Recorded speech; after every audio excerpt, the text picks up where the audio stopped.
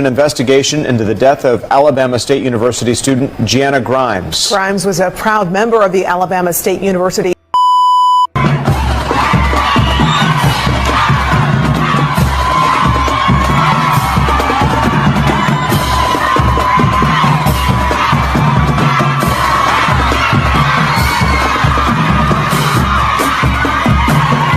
A few weeks ago, she found something in his phone, and he got mad, and he broke her arm.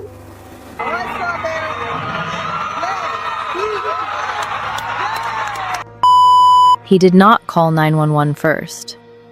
He picked up his phone, and he pressed record. A young woman was bleeding to death in the seat next to him. Her name was Genny Grimes. She was 21 years old. She had a baby at home. She was 5 months away from graduating college. And while she was dying, the man sitting beside her was filming her. Then he sent the video to his mother. Then, and only then, did anyone call for help. That is where this case begins.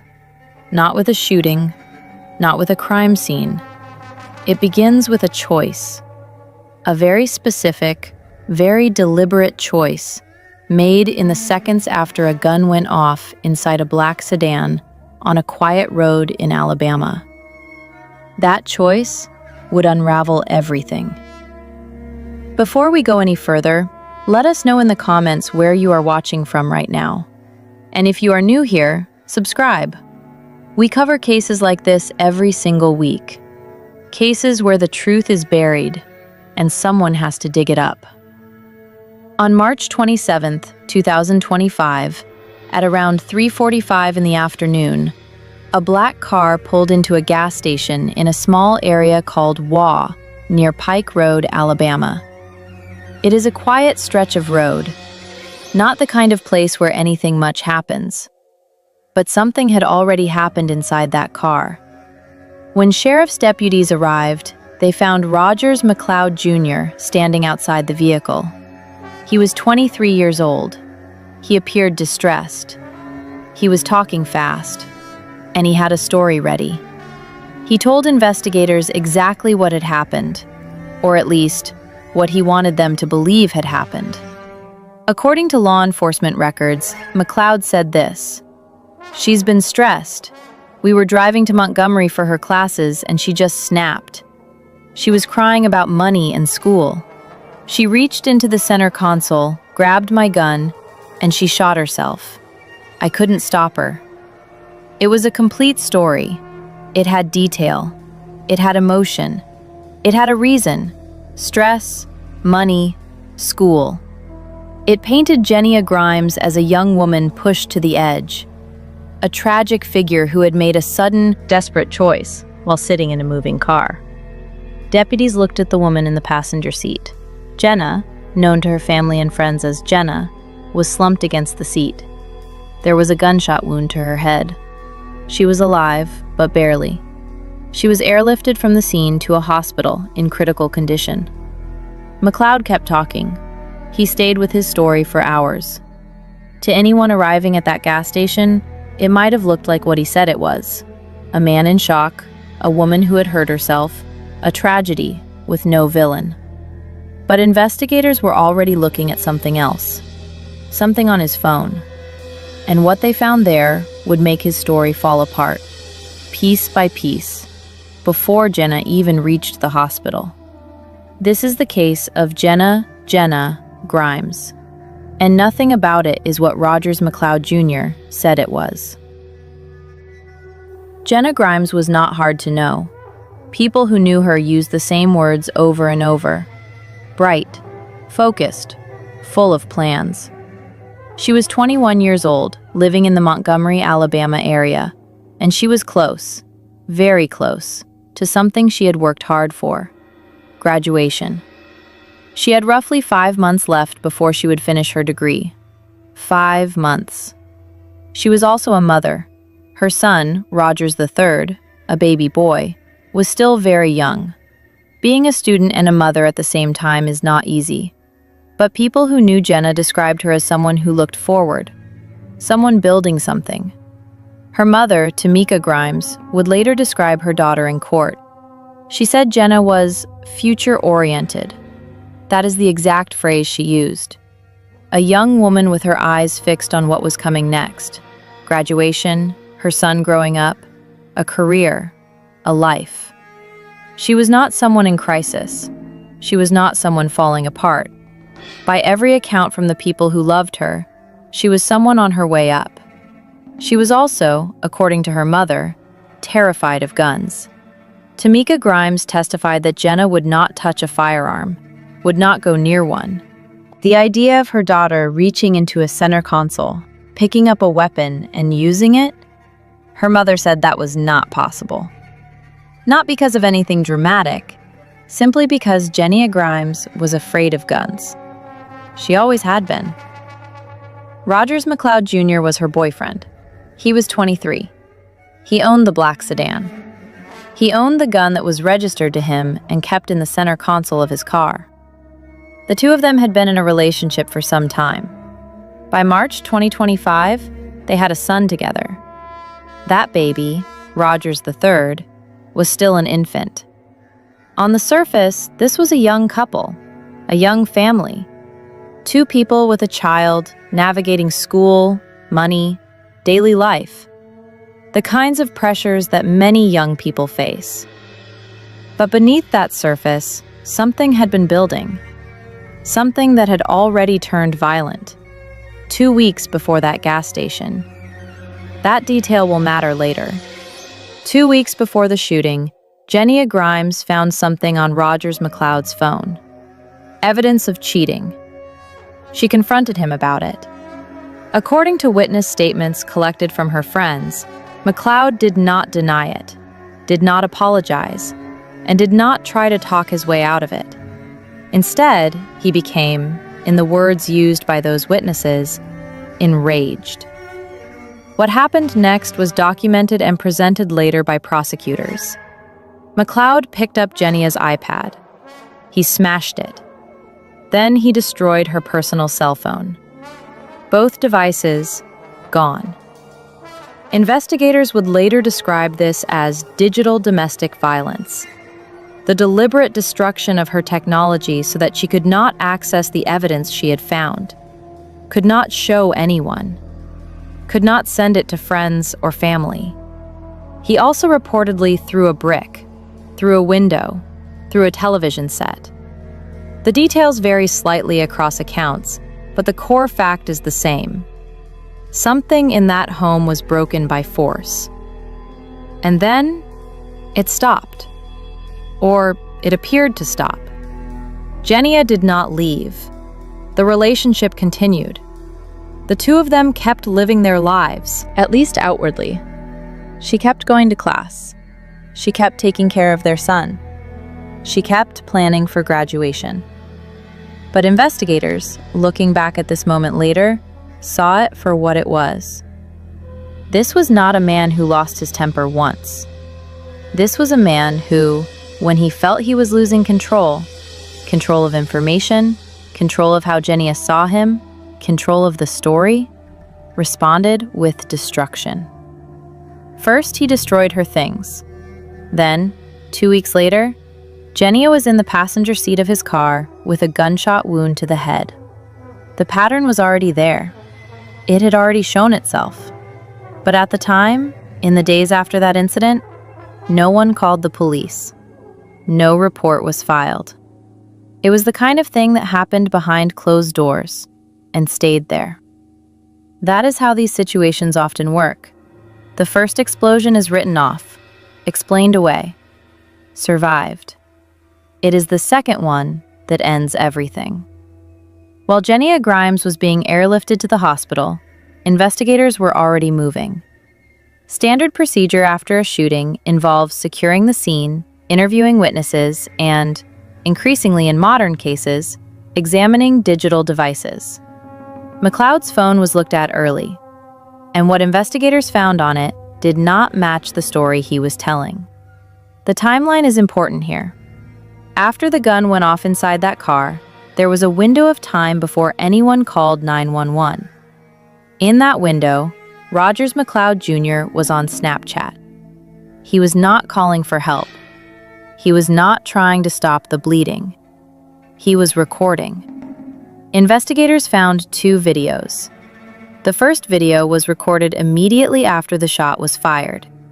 Genia is visible in the footage. She is bleeding. She is unresponsive. She is dying. And in this first video, taken right after the gun went off, there is no weapon visible on or near her body. No gun on her lap. No gun in her hand. Nothing. The second video was recorded minutes later. In this footage, a handgun is resting on Genia's shoulder. The gun had moved, or rather, it had been placed. This second video was not posted publicly. It was sent directly to one specific person, McLeod's mother. And in the recording, his voice can be heard. According to investigators, he said, "Ma, look, this girl just shot herself. Jenna just shot herself in my car." He was building his story in real time. He was using Jenna's body, while she was still alive, as a prop. He placed a gun on her shoulder. He filmed it. He sent it to his mother as evidence. Evidence that she had done this to herself, while she was bleeding, while she was dying. Detectives from the Montgomery County Sheriff's Office, later joined by the State Bureau of Investigation, reviewed both videos carefully. The conclusion they reached was straightforward. The gun had been moved between the first and second recordings. McLeod had staged the scene. Then the physical evidence began to speak. Genny Grimes was right-handed. The entry wound from the gunshot was on the left side of her head. Medical examiners reviewed the angle and the distance of the wound. Their finding, presented later in court, was direct. The wound was physically inconsistent with a self-inflicted shot by a right-handed person. It did not match. Not the angle, not the side, not the distance. If she had shot herself with her right hand, the wound would not look the way it looked. There was also the matter of what was found inside the vehicle. Evidence of a struggle. Not the clean, still scene you would expect if someone had simply raised a gun to their own head. Something had happened in that car that involved more than one person moving. And there was no note, no history of depression or suicidal thoughts, no crisis, no goodbye to her son. Nothing that investigators would expect to find surrounding a suicide. What they found instead was a young woman 5 months from graduation with a baby at home, who everyone who knew her described as someone looking forward to her life, and a boyfriend with 2 videos on his phone, a staged crime scene, and a story that did not hold up to a single piece of evidence. On April 4th, 2025, 8 days after the shooting, Rogers McLeod Jr. was brought into the sheriff's office for another interview. This time, investigators confronted him directly with what they had found. The videos, the forensic report, the wound trajectory, the timeline. According to reports, his story began to fall apart. He was arrested that same day. The charge? Capital murder. Quick pause here. If you are following this case and you have thoughts, drop them in the comments below. And if you have not subscribed yet, now is the time. Hit that button. We are going to keep going. There is a moment in every case like this where the truth stops being a theory, where it stops being investigators believe and evidence suggests, and becomes something solid, something that cannot be walked back. For the Genny Grimes case, that moment came in a courtroom. May 1st, 2025, Montgomery County, Alabama. A preliminary hearing before Judge Pamela Higgins. This was not the full trial. A preliminary hearing is where prosecutors show a judge enough of their evidence to justify moving forward with charges. It is, in many ways, the first time the full shape of the case becomes visible to the public. And what prosecutors laid out that day was not a theory. It was a sequence. Assistant Chief Wesley Richardson of the Montgomery County Sheriff's Office took the stand. He walked the court through the timeline, the shooting, the videos, the staged scene, the forensic findings, the wound that did not match, the phone that was recording before 911 was ever called. Every piece connected to the next. Prosecutors did not hold back in how they described what had happened. One statement from the prosecution, delivered in open court, was direct and unsparing. They said, "This wasn't a cry for help or a tragic suicide. This was a cold-blooded execution of a mother, a student, and a daughter, followed by a calculated attempt to film a movie and pin the blame on the victim." Those words, film a movie, referred specifically to the Snapchat videos. The prosecution's position was clear. McLeod had not panicked. He had not acted out of shock or grief. He had, in the moments after shooting Genny Grimes, attempted to produce evidence. He had scripted a scene.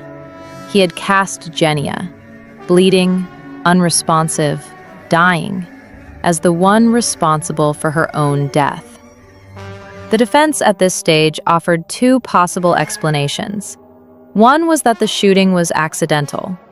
The other was that McLeod had been in such deep shock after witnessing a suicide that his behavior, the filming, the staging, the call to his mother, could be explained by trauma and panic rather than calculation.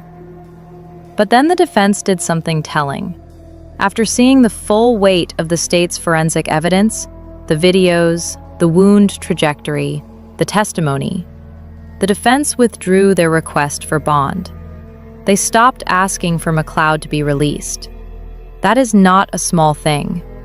When a defense team looks at the evidence against their client and decides not to fight for his freedom while he waits for trial, that tells you something about what they saw. Rogers McLeod Jr. remained in custody, and Genny Grimes remained in the hospital, fighting for her life. She had survived the initial shooting. She had been airlifted. She had made it through the immediate crisis. But a gunshot wound to the head is not something a person simply recovers from. Her condition remained grave. This case had passed the point where anything could go back to normal. Not for Genny, not for her family, not for the infant son who had no idea any of this was happening, not for anyone connected to this story. The only direction left was forward, into the full truth of what Rogers McLeod Jr. had done, and why. Once investigators had McLeod in custody, and the forensic picture was clear, they turned their attention backward. Not to the day of the shooting, but to the weeks before it, to the relationship itself, to what had been happening inside it that nobody outside had fully seen. What they found followed a pattern that domestic violence researchers and prosecutors recognize immediately. It is not random. It is not spontaneous. It builds. It escalates. And it almost always contains a moment. One specific moment, where the person with power feels that power slipping away. That moment, in this case, was the phone. Jenna had picked up Rogers McLeod's phone. She had found something on it, evidence that he had been unfaithful. This was not a suspicion. This was not an argument based on feeling. She had seen it. It was there, on the screen, in his device. And that changed something. Before that moment, McLeod held a particular kind of control in the relationship. He knew things Jenna did not know. He was managing a version of himself that he presented to her, and a separate reality that existed on his phone, out of her sight.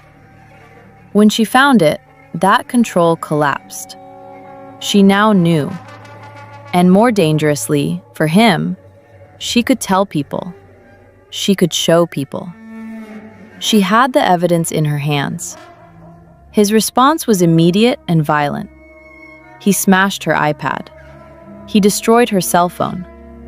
He removed her ability to document, share, or preserve what she had found. Investigators describe this specifically as digital domestic violence. It is a recognized form of abuse, using the destruction of technology to silence a partner, to eliminate evidence, to cut off their ability to communicate or seek help. He also broke something else in the home: a window, a television.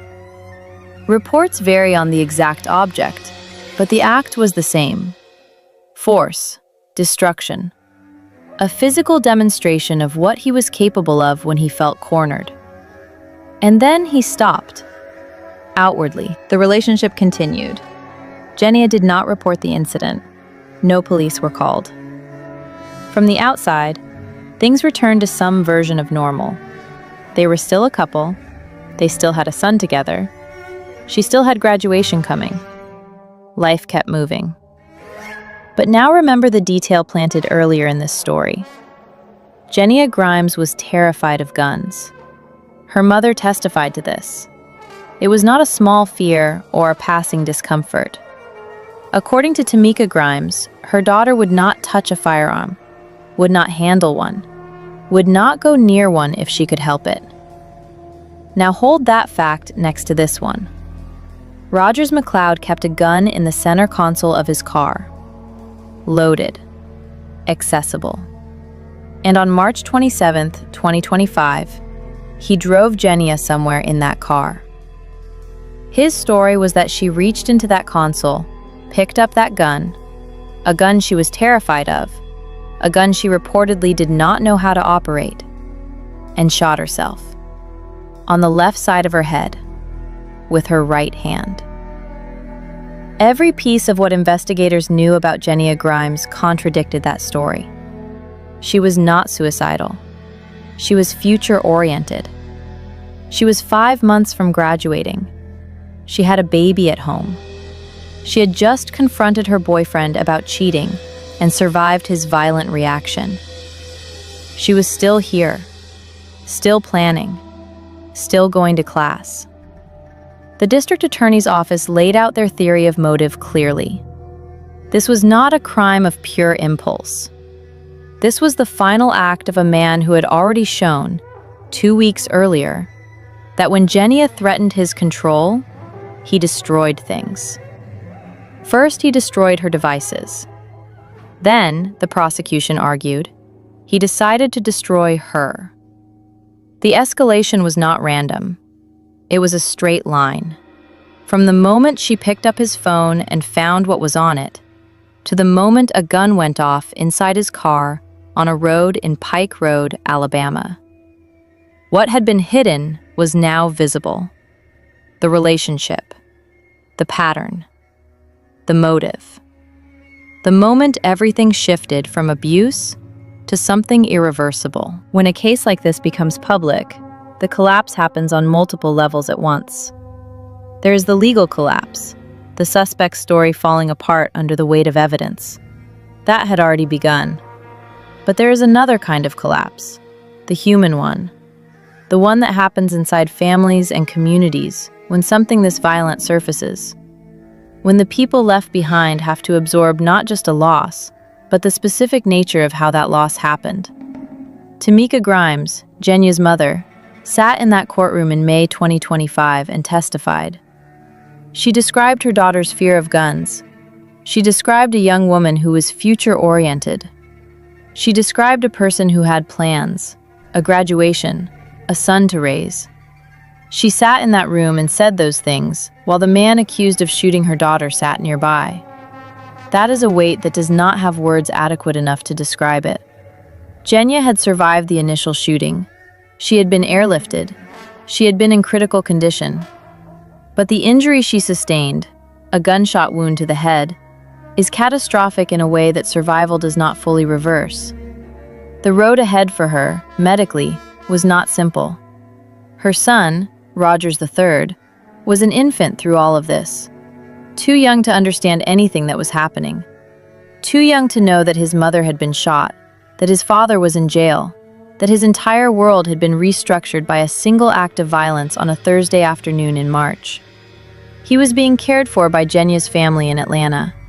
That is where he remained as the case moved forward. Think about what that means in practical terms. A baby boy, his mother fighting for her life after being shot, his father in a detention facility facing capital murder charges, a family in Atlanta doing their best to hold something together for a child who had no part in any of this. That is the true weight of domestic violence. It does not stay between two people. It reaches forward, into the next generation, into the people who love the victim, into communities and families who are left to manage the aftermath of someone else's violence. For the community around Montgomery County, this case also landed hard in another way. Genny Grimes was not anonymous. She was a student. She was known. She had a face, a name, a social presence, friends who went to school with her, professors who knew her work. When the details of what McLeod allegedly did became public, the filming, the staging, the videos sent to his mother, the reaction was one of deep, sustained disbelief. Not disbelief that it happened. People who study domestic violence were not surprised by the pattern. They recognized it immediately. The disbelief was of a different kind. The kind that comes when you see how far a person will go to protect themselves, even as someone they once claimed to love is dying beside them. He did not press a cloth to her wound. He did not scream for help. He did not call 911. He opened Snapchat. He pressed record. He moved a gun. He called his mother. And he told a story. That story collapsed. It collapsed in the face of timestamps and video files and wound trajectories, and a mother's testimony about her daughter's fear of guns. It collapsed because the digital record of what Rogers McLeod did in those minutes was preserved. Automatically. Silently. On servers he did not control and could not delete. And now a man who thought he had constructed a perfect explanation sat in the Montgomery County Detention Facility, charged with the capital murder of the mother of his child. The collapse was total. As of early 2026, Rogers McLeod Jr. has not stood trial. That is important to state clearly. A preliminary hearing is not a trial. A charge is not a conviction. The American legal system requires that guilt be proven, beyond a reasonable doubt, in front of a jury of peers. That process, for this case, is still ahead. But what the preliminary hearing in May 2025 established was this. The state of Alabama has enough evidence to move forward. Judge Pamela Higgins reviewed what prosecutors presented and determined that the case had sufficient basis to proceed to trial. That is not nothing. That is a judge, having heard the evidence, deciding that what happened to Genny Grimes deserves to be fully examined in a court of law. The charge McLeod faces is capital murder, specifically under the domestic violence classification. In Alabama, that charge carries exactly two possible outcomes if a jury returns a guilty verdict: life in prison without the possibility of parole, or the death penalty. There is no middle ground. There is no parole board to appeal to in 20 years. There is no reduced sentence for good behavior. Under Alabama law, capital murder means one of those two things, and nothing else. That is where Rogers McLeod Jr. sits right now, in the Montgomery County Detention Facility, waiting, facing those two possibilities. His son, Rogers III, is being raised in Atlanta by Genya's family. The boy is now over a year old. He is growing up in a home that is not the one his parents imagined for him. He is being held and fed and loved by people who are also grieving, who are also carrying the weight of what happened on March 27th, 2025. On that day, McLeod told deputies that Genny had been crying about money and school, that she was stressed, that she just snapped. Investigators found no evidence to support any part of that story. What they found instead was a woman who was enrolled in school 5 months from graduating, raising an infant, planning her future, and a man who, when she discovered he had been unfaithful, destroyed her devices to silence her, and then 2 weeks later, ended up beside her in a car with a gun. The prosecution's case rests on physical evidence, digital evidence, forensic findings, and eyewitness testimony from the people who knew Genny best. It rests on 2 videos taken on a Snapchat account. Videos that McLeod recorded himself, that he sent himself, that exist because he chose to make them. The defense has not yet presented their full case. That will come at trial. Whatever argument they make, accident, alternative explanation, challenge to the forensic findings, they will make it in front of a jury. But the shape of the evidence is what it is. A gun moved between 2 videos, a wound on the wrong side of a head, a phone call to a mother before anyone called 911. A woman described by everyone who knew her as someone terrified of guns. A relationship with a documented history of violence. A pattern that escalated over 2 weeks, from smashing a phone to a shooting on a public road. Prosecutors called it a cold-blooded execution. They called it calculated. They said McLeod tried to film a movie and blame the victim. Those are strong words. They are words that will be tested in a courtroom. But they are words grounded in what the evidence showed. Not in opinion, not in emotion, but in timestamps, wound angles, and video files. Genny Grimes survived the initial shooting. The full extent of what that survival looks like, medically, personally, in terms of her life going forward, has not been fully reported publicly. What is known is that she survived, that she is here, that her son is being raised by people who love her, and that the case bearing her name is still moving through the courts. She did not get to graduate in 5 months as she had planned. That timeline was taken from her on a Thursday afternoon in March. But her case, what was done to her, how it was uncovered, what it has exposed, is now part of the public record. It is being examined. It is being prosecuted. And it is not being forgotten. Here is what this case leaves behind. A baby boy in Atlanta who will one day be old enough to search his own name and find all of this. A mother who sat in a courtroom and used the phrase future-oriented to describe the daughter she almost lost and may still be losing in ways that are harder to see than a gunshot wound. A community in Montgomery County that watched prosecutors stand up and say that digital evidence, 2 Snapchat videos, a timestamp, a phone used before 911 was dialed, was enough to dismantle a staged suicide narrative in real time. And a case that is not yet finished. Rogers McLeod Jr. has not been convicted. His trial has not happened. The full legal reckoning is still coming. Whatever that trial reveals, whatever the defense argues, whatever a jury decides, the facts that are already in the public record will not change. The first video showed no gun. The second video showed a gun on her shoulder. The wound was on the wrong side. She was right-handed. She was terrified of guns.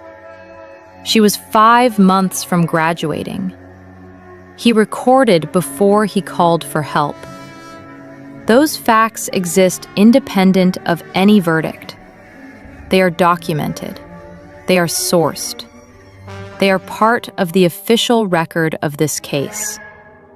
What this case also leaves behind is a question that goes beyond Rogers McLeod and Genny Grimes specifically. It is a question that applies to every relationship where one person begins to control, isolate, and silence another. 2 weeks before the shooting, Genny confronted McLeod with evidence of infidelity. He destroyed her devices. He broke things in the home. He made clear, physically, violently, what happened when she challenged him. She did not report it. That is not a criticism of Genny Grimes. It is not a suggestion that she should have done something differently. People who study domestic violence understand exactly why victims do not report.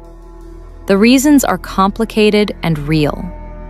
Fear, financial dependence, a child in common, love, hope, the belief that it will not happen again, the fear of what happens if they try to leave.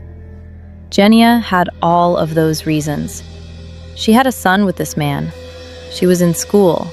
She was 5 months from a degree that would change her financial situation. She may have believed she could navigate it. She may have believed the worst was over. She was wrong. But she was not foolish. She was human. And she was in a situation that is far more common than most people want to acknowledge. Domestic violence does not always look like what people picture when they hear those words. It does not always involve emergency rooms and police reports and visible bruises. Sometimes it looks like a smashed iPad, a destroyed phone, a brick through a window, devices taken away so that a woman cannot share what she found, small acts of destruction that stay private, that never get reported, that get written off as a bad fight, a moment of anger, something that will not happen again. And then sometimes, not always, but sometimes, it escalates. The distance between smashing a phone and pulling a trigger is not as large as we want it to be. That is the quiet fact at the end of this story, the one that changes how everything before it looks. Not just what McLeod allegedly did on March 27, 2025, but what happened 2 weeks earlier.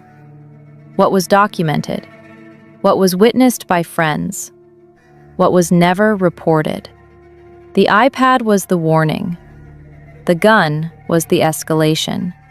And Genny Grimes, a 21-year-old mother, student, daughter, 5 months from her degree, paid the price for a pattern that started long before that Thursday afternoon on a road in Pike Road, Alabama. Her son is in Atlanta. He is over a year old now. He is being raised by people who will have to decide someday how much of this story to tell him, when to tell him, how to explain what happened to his mother in language a child can eventually hold. That is the long aftermath of violence. It does not end with an arrest. It does not end with a trial. It does not end with a verdict. It keeps going. Through the people left behind, through the children who had no part in any of it, through the years. Genny Grimes is still here.